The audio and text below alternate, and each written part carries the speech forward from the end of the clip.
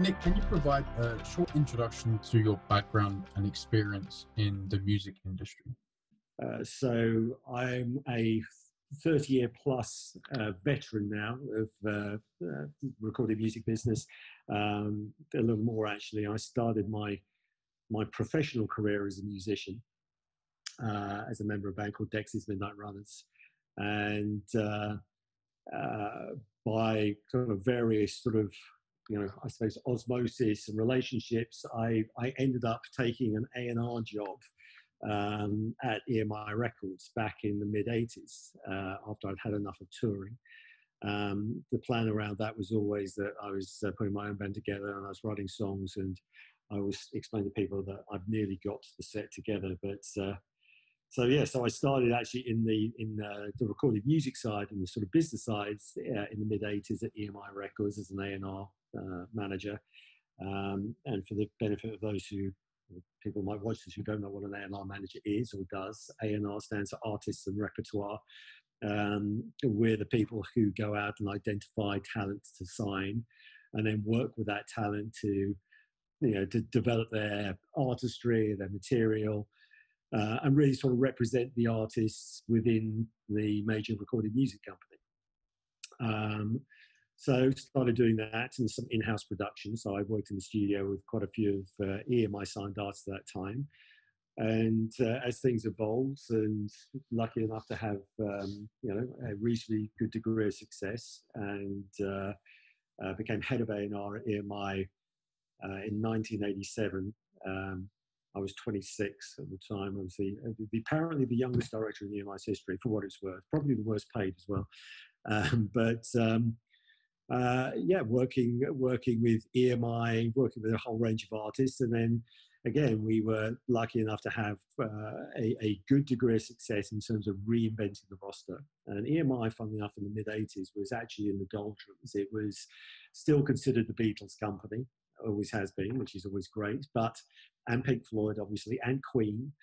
But in terms of its recent history at that time of breaking new artists, had been pretty poor. And believe it or not, I was still getting queries about why did EMI drop the Sex Pistols. That was a very big sort of, from the artist community, it was a no-no, although I was at school at the time. But so we went through a sort of course of really sort of reinvesting in the roster, rebuilding the artist roster.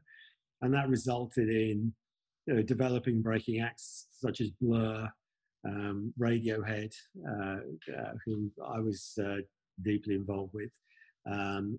We did sort of kind of unusual deals at the time with sort of imprints like Food Records. In fact, Blur came by the Food Records imprint, as did an act called Jesus Jones, who somewhat forgotten now maybe, but there was a wonderful moment in the early 90s where Jesus Jones and another act we'd signed called EMF traded #1 places in the US chart. And as happened, I got calls back coming to America, and I decided to go to the States in the early 90s. So I went for Polygram from 92 through to the end of that decade. Polygram at that time was the biggest recorded music company in the world, but very, very European-centric. Polygram, and I ran Polydor Records there and Polygram Music Publishing. The company was then acquired by Seagram's, who also had a small music play called MCA, and really is morphed in as what is now today the Universal Music Group, which is by far the biggest music company in the world. And then by some strange quirk of fate, when Polygram was acquired and they effectively shut down the US operation, I had that wonderful moment where I wasn't allowed to work for a period of time, but I was then hired by Universal to go back to the UK, and I took over the running of Island Records, which was, again, a label with a fantastic history of, obviously, Bob Marley, U2, but had been in the doldrums for quite some time as with regards to the newer artist signings. And Universal, out of all the majors, was very A&R centric. They were very aggressive about reinvesting and rebuilding the roster. And of course, you rebuild the roster to grow your catalog, which is the bedrock of your business. And we had a very good run with Island Records, which, obviously culminated in amazing acts like Amy Winehouse and Keane.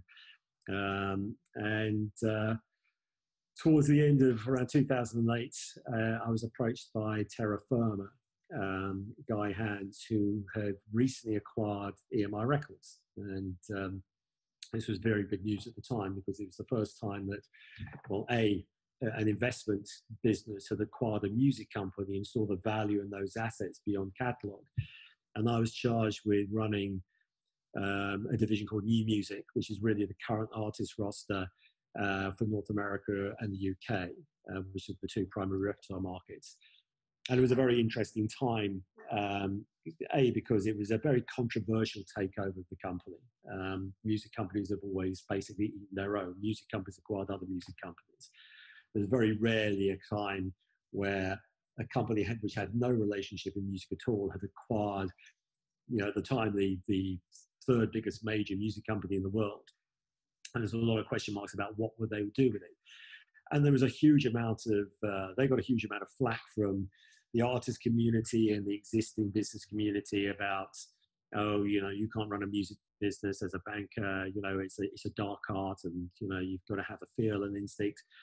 And a lot of that is true, but there's an awful lot of that is nonsense. So there were a lot of practices that sort of became adopted in Terra Firma, or readopted because of Terra Firma, which I've then taken on after EMI. Unfortunately, after EMI imploded, basically, because Terra Firma couldn't refinance the debt for EMI, and EMI was partly broken up, but was acquired then by Universal Music Group. I left and became chairman of Sony Music in the UK. So I kind of ran out of jobs after that point, sort of pretty much, apart from Warner's. For some reason, I never worked for Warner's. I don't know why.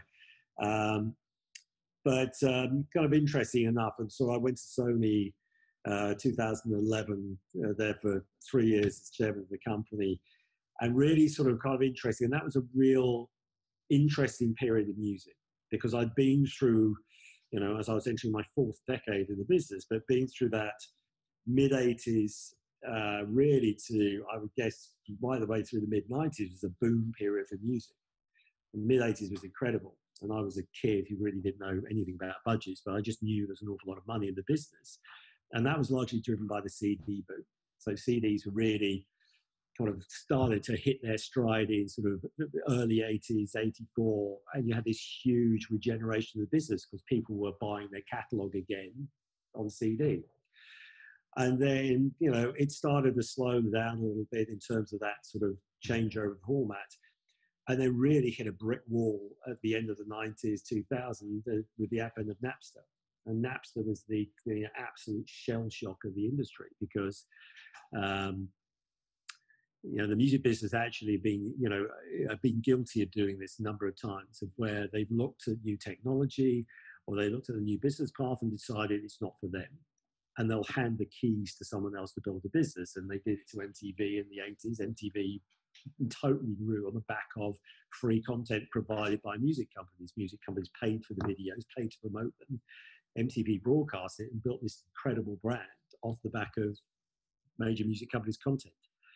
And you could see the same thing happening at sort of the end of the 90s, when Napster came, and it just decimated the business in terms of, and largely controversial to say this now, but I think there was an element where, Napster was of its moment, and music companies have been somewhat cynical about how they were charging for CDs, how they were charging for music, how they were bundling, the hit with 10 tracks that nobody wanted, but you've got to buy the 10 tracks that you don't want to get the hit.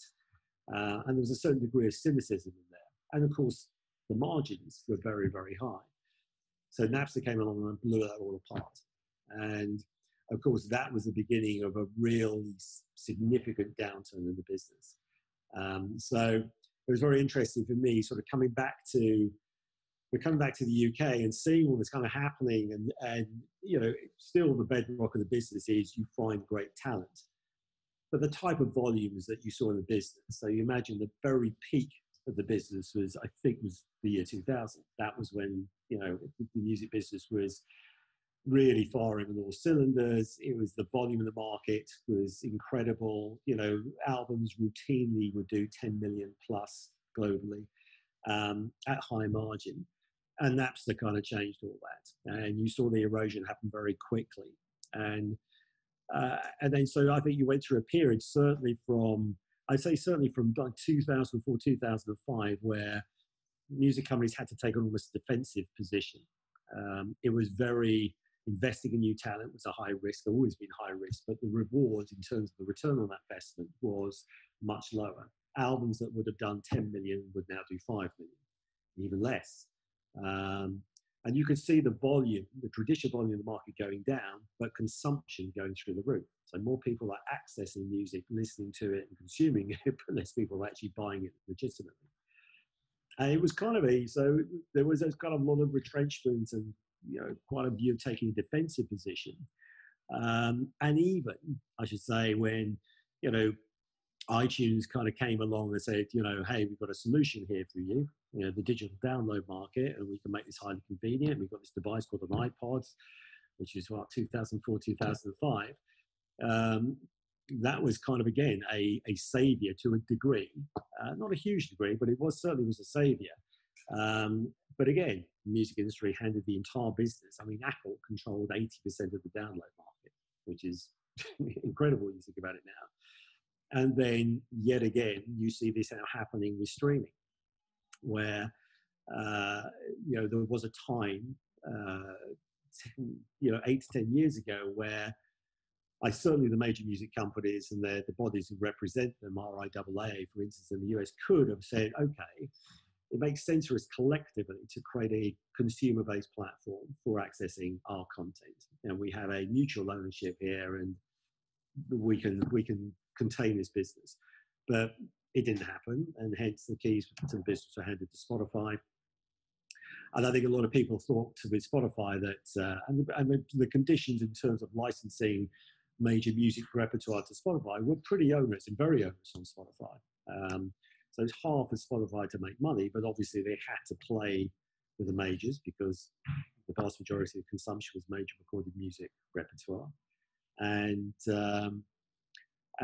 the majors, and we all kind of turned the screws on in terms of what they had to pay away. So 70% of their revenues were paid back to rights holders.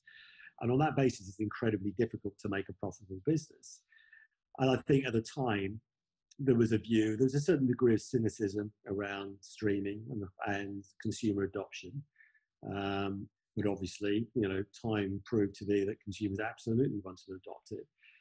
And I think there was also a belief that, and certainly certainly when I was in business, certainly from a Universal point of view and a Sony point of view, it was deemed that we will license our repertoire to anybody who has a legitimate business, who we are confident will pay us for our repertoire, because we want to grow this market and we want to make sure that all boats rise with the tide. And that's largely what happened. So you had a significant number of players enter the market. Obviously, there is Apple Music, obviously Spotify, there's Deezer, there's Tidal, there's YouTube. Obviously, is by far the biggest streaming platform globally, although the least monetized. And I think the view in the music industry, and it still was, that we need to have a very vibrant, competitive retail market space. We need Amazon to be as strong as Apple, to be as strong as Spotify, to be. So we don't want one dominant player, because that skews the market. What you kind of have now is one dominant player, which is Spotify. Although Apple and Amazon certainly, and YouTube on scale is certainly bigger in terms of global consumption, but it just doesn't provide. There is the value gap between what YouTube pay to the rights holders and compared to what Spotify pay, and certainly compared to what Apple pay.